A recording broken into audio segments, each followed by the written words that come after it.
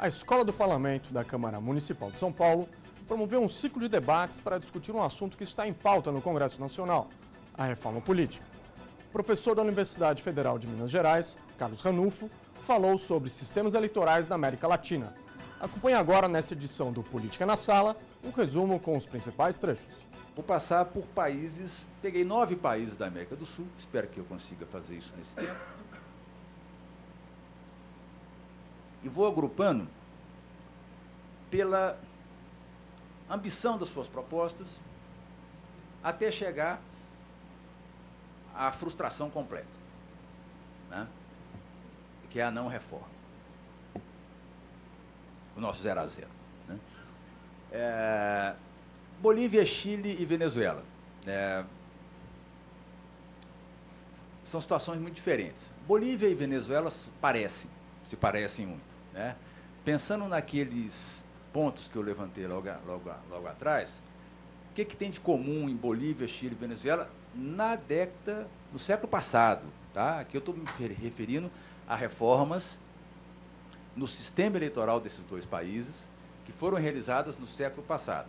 No seguinte contexto, você tinha uma coalizão que sentiu a necessidade de fazer uma reforma ampla, então ela tinha uma agenda ampla, enfrentava uma crise já de legitimidade. Na Venezuela isso ficava claro, o Caracatzo, que é uma enorme rebelião em Caracas, depois o Chávez dá uma tentativa de golpe em 1992, depois o Andrés Pérez sofre um impeachment. Então o sistema venezuelano estava começando a perder a sua legitimidade. E também na Bolívia, né, um processo de acelerado aumento de desigualdade, tensões com cocaleiros, tensões com a questão da coca, Estados Unidos intervindo, e tensões com povos indígenas fortíssimos. Né? E esses dois países, à época, ainda tinham sistemas partidários estruturados. O que vai acontecer com esses dois países é que esse segundo ponto, essa crise política, essa tensão política é tão forte que ela não só vai reverter completamente o processo de reforma política, como vai desestruturar completamente o sistema partidário. Rapidamente, Venezuela, né? O sistema da Venezuela, nas suas linhas gerais, era esse aí, quer dizer, um sistema de representação proporcional, de lista fechada. Isso é uma coisa interessante. Vários países da América Latina, do Sul, saíram da lista fechada.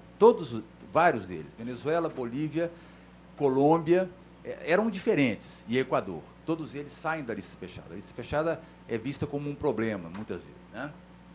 Então, você tinha um sistema na Venezuela que o principal problema era o seguinte: o forte controle dos partidos, a partidocracia venezuelana. Um sistema muito fechado, muito controlado pelos partidos. Bom, a lista fechada é aquela lista em que você vota no partido. Né? O eleitor só vota no partido. A América Latina tem longa tradição de lista fechada. Até hoje, Argentina, Uruguai, vários países adotam lista fechada. Né? E a lista aberta, você pode votar no indivíduo, é chamado voto preferencial. Você pode votar no indivíduo. Né? A Venezuela, então, tinha um sistema como esse, dois partidos muito fortes, e o foco da crise era muito colocado nos partidos. O que eles tentaram fazer, né? O mais importante está em negrito ali, os venezuelanos tentam mudar o seu sistema eleitoral. Eles saem de um sistema proporcional de lista fechada para um sistema misto, igual o alemão. No sistema misto, o eleitor tem 2 votos. Um voto ele dá no candidato do distrito, o outro voto ele dá numa lista fechada. Né? Qual que era o objetivo dessa reforma? Abrir o sistema e reduzir o controle dos 2 grandes partidos sobre o sistema, ou seja, era arejar o sistema. Esse era o objetivo de uma reforma audaciosa. Você muda o sistema eleitoral completamente. O que acontece na Venezuela? As reformas vão ser insuficientes para conter a insatisfação que vem da sociedade. O sistema partidário, as reformas abrem o sistema e essa abertura acaba levando de roldão, ela desestrutura os próprios partidos. O sistema entra numa crise terminal, Chávez chega, assume o poder e aí é outra história. Tá? Ou seja, as reformas iniciadas pelos 2 grandes partidos na Venezuela levam ao seu próprio fim. Muito semelhante vai acontecer na Bolívia. É muito semelhante o caso, só que as tensões são outras. Na Venezuela, as tensões eram basicamente crise econômica e forte crítica aos partidos. Na Bolívia, aumento da desigualdade, por causa do pacote neoliberal que os partidos bolivianos estavam introduzindo, e a tensão étnica, evidentemente. Né? E você tinha também sistema proporcional de lista fechada, e essa coisa toda. A Bolívia também vai tentar fazer a mesma coisa. A Bolívia faz talvez o mais audacioso, e o interessante, isso em 1994, o mais audacioso processo de reforma da América do Sul. Em 1994, o presidente Sánchez de Lozada, que ironicamente vai ser depois expulso praticamente do país, né, como resultado das reformas que ele iniciou, por isso isso é chamar perder o controle do processo completamente, né? A Bolívia reconhece pela primeira vez o caráter multiétnico do Estado, muda completamente o sistema eleitoral e faz uma coisa muito importante para a gente entender, inclusive, a Bolívia de hoje, que o Lozada instituiu a Lei de Participação Popular, onde ele municipaliza o Estado boliviano, né? A Bolívia tinha 32 municípios, passa para 320 em 2 anos, né? Empodera os municípios, abre os municípios, e é onde entra a comunidade indígena, entra na política. É um processo sensacional, iniciado por um cara do establishment, que depois vai ser expulso por esse processo, porque o processo o devora, né? A reforma política da boliviana também dá igualzinho da Venezuela. Ela é insuficiente para deter insatisfação política. A partir do ano 2000, a insatisfação cresce, né? O sistema partidário entra em desestruturação. 2 presidentes são obrigados a renunciar, num período curto de 2 anos. Em 2003, o Lozada, em 2005, o seu vice, o Mesa. E o Evo Morales, tal como o Chávez, vence a eleição, funda outro regime e começa outro processo de regime. Então, são claramente processos de reforma política absurdamente fracassados, porque, no seguinte sentido, quem iniciou queria aumentar a legitimidade do regime. O processo acabou mas acabou desembocando na perda total de legitimidade do regime, né? E um terceiro país, aí a história é completamente diferente, vou passar muito rápido, que vai tentar fazer uma reforma radical do seu sistema é o Chile. Mas o Chile, a história é completamente diferente. O Chile é um país muito interessante porque a Concertación, que é o conjunto de países de centro-esquerda que governou o Chile durante muito tempo, né, ela teve que conviver durante muito tempo com a Constituição imposta pelo Pinochet. E ela não conseguia maiorias para fazer reformas, ou fazia reformas muito pontuais, né? Em função disso, o Chile assiste um crescimento do protesto estudantil, assiste uma crescente abstenção eleitoral, mas não a ponto de serem movimentos que deslegitimam o sistema. Não estamos diante de uma Venezuela nem diante de uma Bolívia, estamos diante de crises dentro de uma democracia representativa, diferente, né? E o Chile consegue, agora, em 2015, isso é novíssimo, então não dá para avaliar o que vai acontecer, mas a democracia volta ao Chile em 1989, sempre houve a promessa de mudar o sistema eleitoral, demorou 25 anos para conseguir mudar. Quer dizer, demorou 25 anos para você ter uma coalizão no Chile que conseguisse alterar o sistema eleitoral, que é o que foi feito agora no governo Bachelet, em janeiro desse ano. 2 países, Equador e Colômbia, que têm menos pretensão. São países que vão fazer reformas, não reformas do sistema eleitoral, mas reformas no sistema eleitoral. Vão tentar pegar algum aspecto do sistema eleitoral e vão mexer nesse aspecto pontual do sistema eleitoral. São países diferentes com desfechos diferentes. No caso do Equador, o caminho vai ser parecido com o da Venezuela e da Bolívia, né? O grande problema do Equador, até a chegada de Correia na presidência, era de uma elevada instabilidade política. Seria completamente enfadonho se eu fosse contar para vocês aqui todas as vezes que os equatorianos mudaram seu sistema político. É uma lista absurda de mudança. Entra isso, sai isso, porque nunca teve estabilidade nenhuma o processo. O que aconteceu na Equador é que esse negócio também não deu em nada, né? Os protestos continuaram no Equador, as renúncias presidenciais se mantiveram, há um presidente afastado em 2000, depois um presidente afastado em 2005. O sistema partidário se esfacela completamente, e tal como na Bolívia e na Venezuela, Rafael Correa vence a eleição, inaugura um outro ciclo, chega a fechar o Congresso, logo depois que ele vence a eleição da Constituinte, e inicia um outro processo de mudança. Então, novamente, um processo Colômbia, né? Colômbia é a mesma situação do Equador no seguinte sentido, que a Colômbia é um país sui generis, E não dá para tratar aqui agora, porque o problema da Colômbia não é tanto o sistema eleitoral, mas sim o Estado. O narco, a guerrilha, os paramilitares, o Estado. Mas não estamos tratando disso aqui, né? Do ponto de vista da Colômbia, quer dizer, você, num certo momento, em 2003, quer dizer, você configura uma coalizão para fazer mudanças no sistema eleitoral. A Colômbia não estava e não está. A Colômbia é um país de baixa participação política e baixa participação eleitoral. Certamente tem o trauma de toda a violência política na Colômbia, né? Você não tem um movimento de pressão sobre a elite política. Então, ela opera com mais folga. Isso é importante, para o bem ou para o mal, né? E um sistema político, na época, já com baixo grau de estruturação. A Colômbia tinha um negócio muito louco, que é parecido com o Uruguai, mas mais complicado que o Uruguai. Você tinha um sistema de representação proporcional de lista fechada. Só que cada partido, cada líder político podia fazer uma lista dentro do partido e lançar a sua lista. E os votos eram contados para a lista que ele criava, e não para o partido. Em 2002, para vocês terem uma ideia, em 2002, havia 902 listas disputando a eleição da Câmara dos Deputados. Quer dizer, cada cacique, e às vezes muitos narcotraficantes, o Escobar foi do Congresso boliviano, colombiano.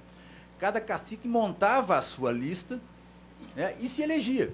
Se você pegasse o Congresso colombiano em 2002, ele tinha 70 partidos diferentes.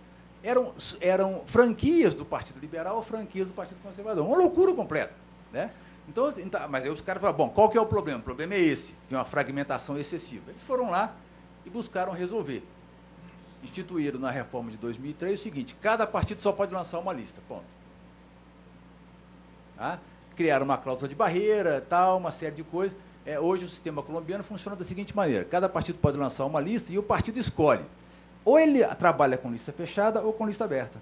Argentina e Uruguai são dois países estou tentando ser rápido, dois países onde você também muito parecido no contexto.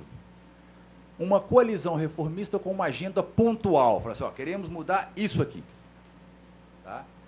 Ausência de pressão externa sobre o sistema. Nem a Argentina nem o Uruguai, nos anos 90, tinham qualquer movimento de deslegitimação. O Uruguai continua não tendo. A Argentina passou por uma crise pesada depois. E os dois países tinham um sistema partidário razoavelmente estruturado. Então, nessas condições, as coisas são melhores.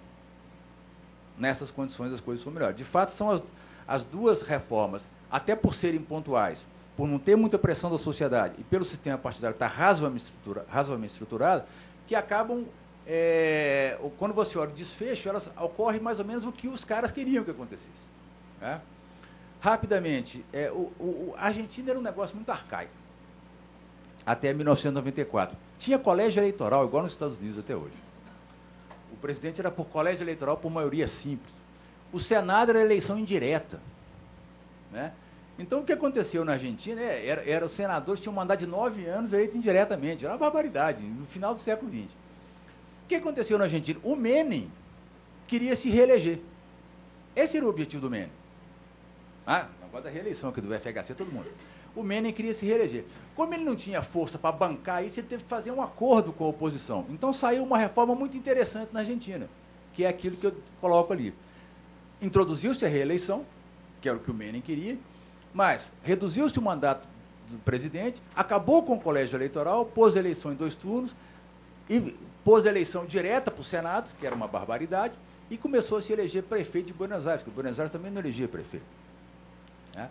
Então, acaba que você chega a um acordo entre os partidos na Argentina para fazer uma reforma razoável do sistema, mas pontual. Não há grandes mudanças nesse processo. Tá? Vamos para frente. Uruguai. Mais ou menos a mesma coisa. Qual que era o problema do Uruguai em 1994? O Uruguai é um país completamente diferente, difícil de comparar com o Brasil. Qual que era o problema do Uruguai em 1994? A Frente Ampla ia ganhar a eleição mais dia menos dia. A Frente Ampla estava crescendo e você tinha 2 partidos, Partido Branco e Partido Colorado, que tentavam retardar esse processo ao máximo. O Uruguai tinha também uma peculiaridade, ele tinha duas coisas que eram importantes. Primeiro, o mandato presidencial, a eleição era em um turno só. E a Frente Ampla estava crescendo. Então, quando chegou em 1994, estava claro, qualquer aluno de matemática básica perceberia que daqui a 4 anos a Frente Ampla ia ganhar a eleição no primeiro turno. Né? Um outro aspecto da eleição no Uruguai, que era um aspecto esdrúxulo, que era o seguinte: qualquer partido podia lançar mais de um candidato.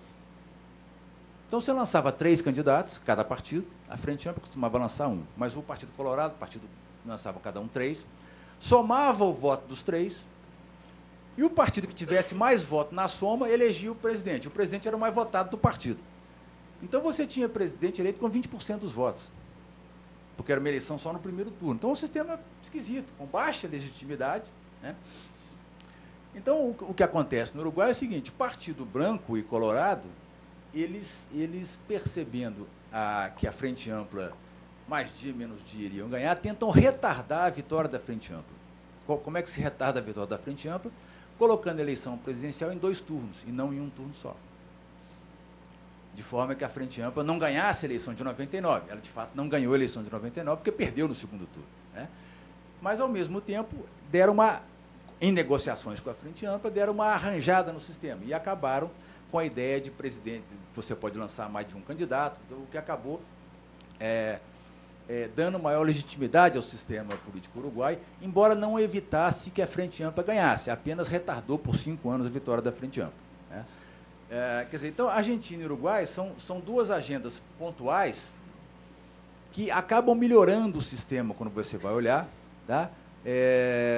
Porque existem negociações entre os partidos e eles chegam a um sistema um pouco melhor. Né? Embora, como sempre, as consequências de reforma sejam imprevisíveis. No Uruguai, mudou-se o sistema para evitar que a Frente Ampla chegasse ao poder, a Frente Ampla acabou chegando mesmo, porque também não há como você barrar a vontade do eleitor. Não há reforma política que barre a vontade do eleitor. E, por fim, Peru e Brasil. O que eu fiz? Partidos com reformas muito amplas, fracasso total. Partidos, Colômbia e Equador, com reformas no sistema eleitoral mal sucedidas. Partidos com algum sucesso em reformas bem pontuais e focando no mandato presidencial. É mais fácil mexer no mandato presidencial do que mexer em eleição para o Congresso, muito mais fácil. Tá? E aí chegamos no Peru e Brasil, que tem algumas coisas parecidas e outras. O que tem de parecido Brasil e Peru? Que tem ausência de coalizão reformista consistente. Não tem. Não tem coalizão reformista consistente, não consegue constituir isso. Ao mesmo tempo, você tem um descontentamento difuso na sociedade. É um descontentamento difuso. O nego protesta, mas não dá a menor pelota para o negócio. Então, você não força o sistema também a se mexer. Você deixa o sistema solto. Né? No caso do Peru, é mais complicado ainda, porque o sistema é completamente desestruturado. No Brasil, ainda tem um grau de estruturação. Né? O Peru, eu não vou me deter muito nele, quer dizer, o Peru é um país que quase nada mudou, a não ser quando o Fujimori entrou.